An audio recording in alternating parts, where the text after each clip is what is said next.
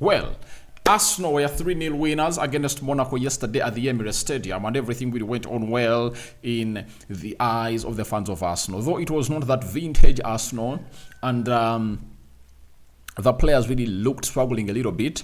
But the most important bit of it all was Arsenal to go ahead and obviously beat the side of Monaco, and they kept a clean sheet. They scored 3 goals, and there are lots of positives to obviously hint on. With Arsenal being hit by very many injuries, you know, when they came up and obviously lined up with David Raya in goal, Partey right back, Lewis Kelly left back, Saliba and Kivio into the central defense, Rice, Odegaard and Merino midfield 3, then Martinelli left forward, Saka right forward, and Gabriel Jesus went ahead to obviously lead the line for the club of Arsenal. They came up and obviously scored 3 goals. So smash the like button, comment and share if you're totally watching us for the very first time, and endeavor to subscribe to this channel so as not to miss out on stories that we do upload in here on a daily. Rokani David is my name, and remember, we are powered by Mono Gadgets. Mono Gadgets are dealers in brand new phones and brand new laptops. And even if you want used phones and used laptops, you can as well contact them. Those used phones and laptops are from United Kingdom, not from Kampala, Uganda. So call them on +256 70 99 88 665. You'll thank me later. Now, as it stands right now, we also have smart, affordable watches. That is Mono Gadgets for you. They do have smart, affordable watches, and those smart, affordable watches are also available for grabs. And you can as well call them on the same number, +256 70 99 88 665, and they can obviously do deliveries for you. You understand? So let's get into the game of Arsenal. 34th minute. Lewis Kelly releases Gabriel Jesus. Gabriel Jesus goes ahead to the back, goes for the back post teasing ball that found the unmarked Bukayo Saka, and Saka tapped that ball in the back of the net. Then 78th minute, sloppy pass from the central defender of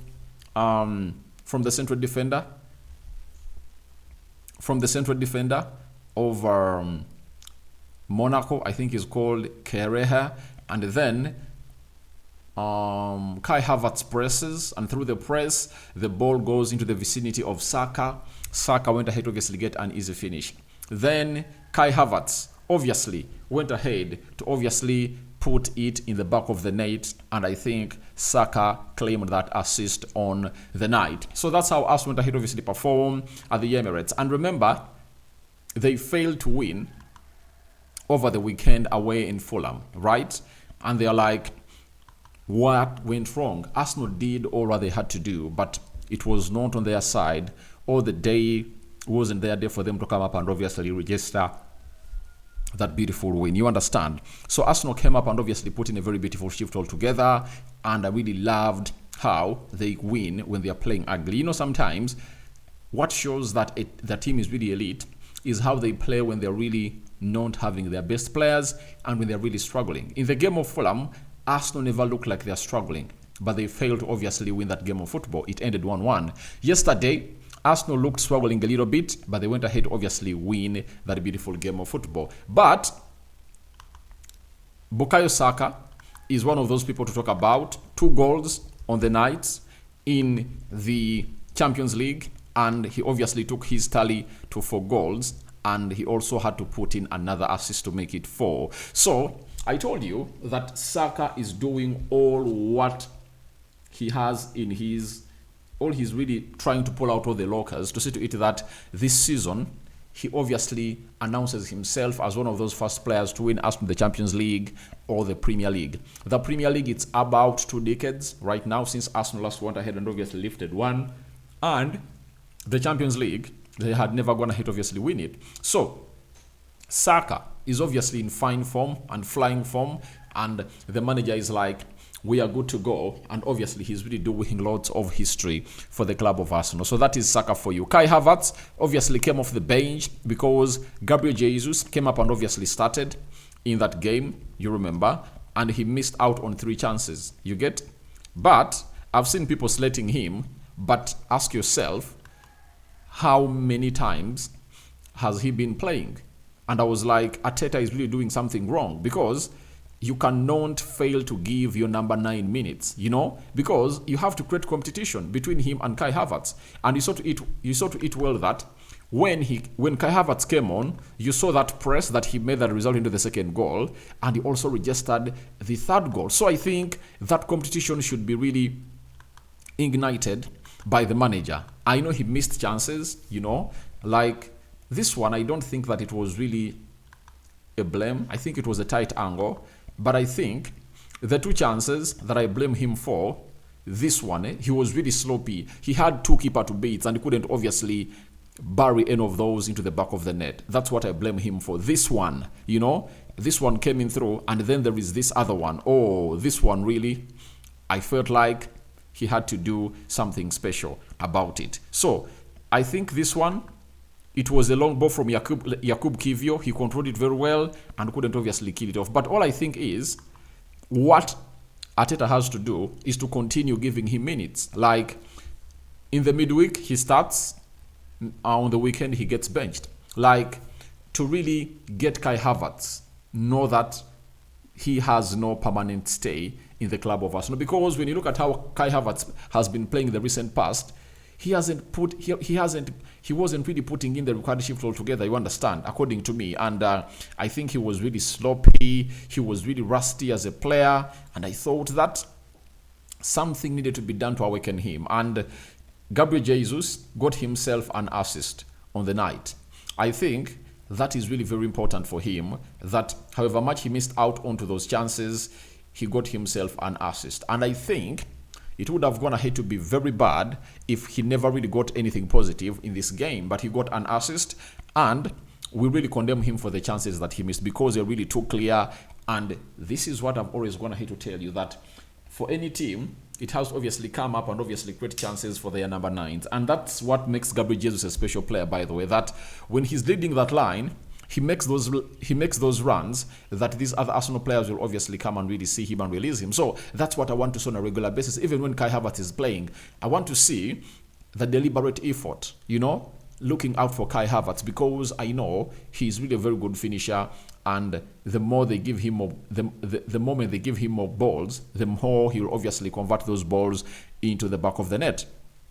That is Kai Havertz for you. And I really love everything about Kai Havertz and what he's really doing. So he came off the bench and got himself a goal. And I told you this season, watch out for Kai Havertz. He's really going to be doing the needful. Now, a clean sheet kept. By the way, I don't think that there is a team in the Champions League that has kept more clean sheets than Arsenal, because Arsenal kept a clean sheet against PSG. They kept a clean sheet against, I think, Atlanta.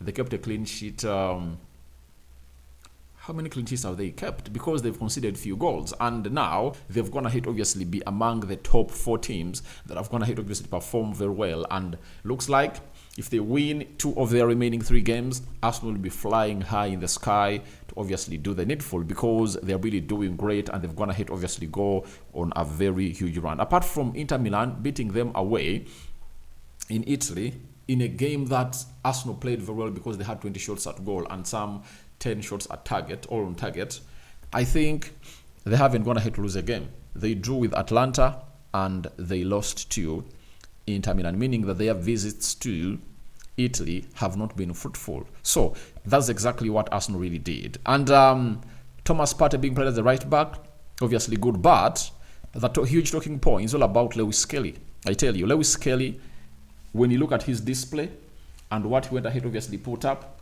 I tell you what, he was really very, very, very important into this encounter. He really put in a very good shift, you get, and that shift was really important, especially for the first goal. That pass he really puts out for Gabriel Jesus to obviously go in for that pinpointing back post, inviting cross to Saka to make it 1 for the club of Arsenal. It was really very good. And I was surprised that Kientieni was not given any minute. And that's where a huge question arose, that is Kientieni out of the plans of Arsenal? Don't know why. Maybe the manager is like, we want to keep you fit, and in the January transfer window want to offload you. But Lewis Skelly went ahead to put in a very beautiful display that all of you went ahead and acknowledged that it's really nice and it's really good. So Lewis Skelly had a very beautiful performance, and I think it's really good for Arsenal to obviously win such beautiful games. For Saka, I think I can give him his palliatives till kingdom come. Let's go to how Arsenal played and what the stats were like. 18 shots by Arsenal, Monaco had 7. 8 shots on target by Arsenal, 2 shots on target by Monaco. I've already told you that when you get half of your total shots at goal on target, you have a high chance of really winning the game and really scoring very many goals. You see, 8 shots on target, 16 at goal, 3 goals. 55% ball possession by Arsenal, 45% ball possession by Monaco. Then 530 passes completed by Arsenal. Monaco completed 438 passes. 88% passing accuracy by Arsenal. 85% passing accuracy by Monaco. 12 fouls by Arsenal. 7 fouls by Monaco. 2 yellow cards by Arsenal. 1 yellow card to Monaco. 0 red cards to Arsenal. 0 red cards to Monaco. 2 offsides to Arsenal. 3 offsides to Monaco. 3 corners to Arsenal and 1 corner to the side of Monaco. Now, here we go to the table. Where is Arsenal at and who's leading the table? Liverpool went ahead to beat RB Leipzig by 1-0. You know that very well. 6 games, right? And they're having 18 points, meaning they're having maximum points. Barcelona is second, 6 games, they're having 15 points, meaning that they've lost 1. Arsenal have gone ahead to play 6 games and they're having 13 points. They've lost 1 and drawn 1, meaning that they've dropped 5. Bayer Leverkusen is 4th, same level with Arsenal, that is really very competitive, but they've scored 2 goals less than Arsenal. Aston Villa is also having 13. Inter Milan is having 13 points, right? Brest is having 13, and Lille is also having 13. Dortmund is having 12. So it shows you that it's not an easy tie, and the fight is still on for who really goes ahead, obviously, be that team to go ahead and obviously make to the top 8. I know the others can make the next 16 teams obviously win the playoff, but I don't think that there is anyone who would love to see his team go to the playoffs, right? Now, which other sides are Arsenal left to play in the Champions League? Now, Arsenal have to host Dynamo Zagreb January 22nd. Then, 29th January, Arsenal will have to obviously play away at Girona. Those are the 2 games left in the Champions League, meaning that Champions League is gone on the rest until 22nd January, meaning that if Arsenal gets those 2 wins, I tell you, they'll obviously be in the top 8 and they won't play an extra 2 games in the playoff. So that's Arsenal for you, and they've gone ahead obviously put in a very beautiful shift. So I think Arsenal has done their job. Man City lost. I'm really going to be doing that video, Last 10 games, Pep has gone ahead obviously lose, how many of those? He has gone ahead to lose 7, and things are not really happening at the club of Arsenal. So it is really very, very bad for the club of Man City, and they are really having a very bad display. So I'm not going to be doing the player ratings, but I think no need to do them because obviously Saka gets the man of the match, 2 goals and 1 assist. David Raya, 7 out of 10. Lewis Skelly, I'm giving him a superb 9 out of 10. Right back was Partey, 8 out of 10. He was inverting the midfield very well. Sometimes even forget that he was playing as a right back. Saliba and Jakub Kiwior, obviously superb. I think Kiwior this time round is more rated. I'm going to rate him ahead of Saliba. 8.5. Saliba takes an 8 out of 10. Rice, 8 out of 10. Odegaard, 8.5 out of 10. Kiwior, 7 points. Sorry. Merino, 7.5 out of 10. Then Saka, I've given him a 9.5 out of 10. Martinelli, 7 out of 10.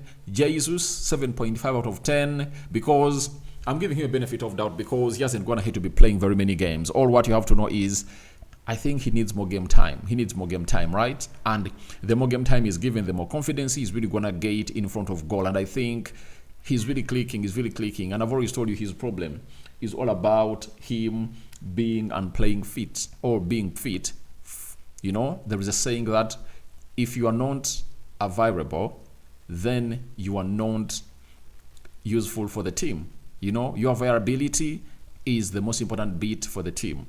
If you're always not available, then there is no need you're always in the team. Now, substitutions that were made, Arsenal substitutions, the players that were brought on: Kai Havertz, 8 out of 10. Then they also brought on Julian Timber. Obviously, he got 7.5 out of 10. Leandro Trossard, 7 out of 10. Jorginho, 8 out of 10. Ethan Nwaneri, 8.5 out of 10. The manager of Arsenal himself, that is Mikel Arteta, he obviously takes away an 8 out of 10, right? And I think he's really doing the needful. And for those Arsenal fans who are really asking for Saka Arteta, I don't think that you are really appreciative enough of which the guy is doing. What the guy is doing is really out of this world, and he needs